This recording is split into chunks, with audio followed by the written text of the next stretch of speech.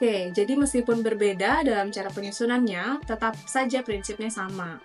Esensi dari peta proses bisnis ini adalah untuk menjadi acuan bagi instansi pemerintah dalam menjelaskan proses-proses yang ada guna menciptakan nilai tambah bagi stakeholder. Betul sekali nih.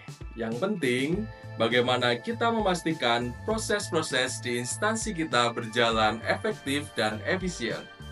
Supaya lebih paham nih, sobat-sobat CCG, boleh dong kita bahas pengalaman penyusunan probis kementerian hingga ke eselon 1 dan UPT-nya.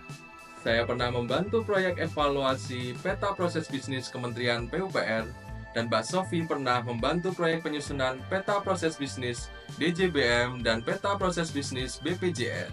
Oke, kalau gitu berarti bagaimana cara kita melihat hubungan ini di peta proses bisnis, Mas Eva?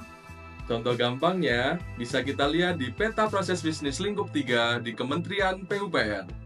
Di sana ada proses pengelolaan pengawasan dan kepatuhan intern yang dibagi menjadi 5 subproses.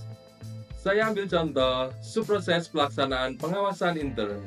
Di subproses ini ada peta lintas fungsi yang fokus pada pelaksanaan pengawasan intern kayak audit, review, evaluasi, pemantauan, dan pengawasan lainnya.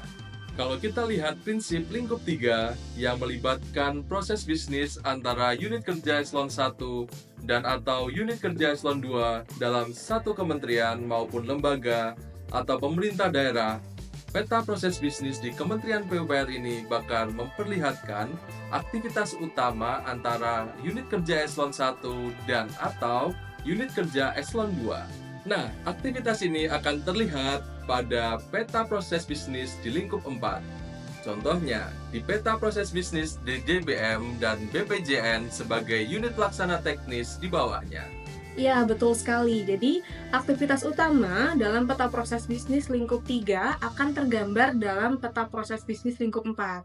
Terkait peta lintas fungsi yang berjudul pelaksanaan pengawasan intern atau audit, review, evaluasi, pemantauan, dan pengawasan lainnya dalam peta proses bisnis lingkup 4 Romawi ini ada dalam peta lintas fungsi di DJBM yang berjudul fasilitas atau pendampingan pemeriksaan atau pengawasan intern dalam lingkup audit, review, evaluasi, pemantauan, dan juga pengawasan lainnya.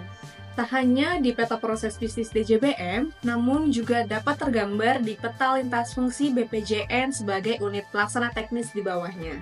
Informasi yang sangat menarik ini semakin menegaskan pentingnya peta proses bisnis sebagai pedoman yang menggambarkan hubungan kerja yang efektif dan efisien antar unit organisasi, terutama dalam kaitannya dengan hubungan antara proses bisnis lingkup 3 dan 4.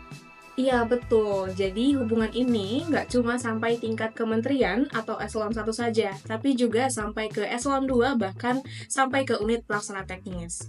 Yang membedakan adalah pelaku atau stakeholder dan cakupan aktivitasnya. Poin utama dalam pembahasan kali ini. Pertama, roadmap dari Kemenpan RB, proses bisnis nasional dibagi menjadi 4 lingkup.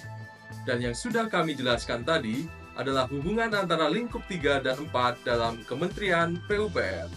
Penyusunan peta proses bisnis tidak hanya menunjukkan hubungan kerja yang efektif dan efisien antara unit kerja eselon 1, melainkan juga ada keterkaitan dengan unit kerja eselon 2 dalam satu kementerian, lembaga, maupun pemerintah daerah lainnya. Wah, menarik sekali ya Mbak Sofi topik mengenai hubungan peta proses bisnis kementerian dan juga unit kerja eselon 1 dan UPT. Iya, betul banget nih Mas Evan. Semoga tadi pembahasannya bisa bermanfaat buat sobat-sobat CCG yang menonton ya. Jangan lupa juga untuk sobat-sobat CCG ikuti terus episode-episode kita yang lainnya. Sampai jumpa dan terima kasih.